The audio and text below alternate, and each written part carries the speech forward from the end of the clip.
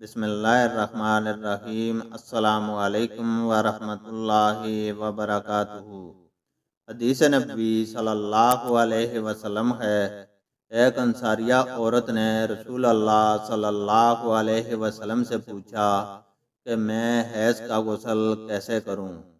آپ صلی اللہ علیہ وسلم نے فرمایا کہ مشک میں بسا ہوا کپڑا لے کر اس سے پاکی حاصل کر۔ اس نے پوچھا، اس سے کس طرح پاکی حاصل کروں؟ آپ صلی اللہ علیہ وسلم نے فرمایا، اس سے پاکی حاصل کر۔ اس نے دوبارہ پوچھا کہ کس طرح؟ آپ صلی اللہ علیہ وسلم نے فرمایا، سبحان اللہ، پاکی حاصل کر۔ پھر میں نے اسے اپنی طرف کھینچ لیا اور کہا کہ اسے خون لگی ہوئی جگہوں پر پھیر لیا کر۔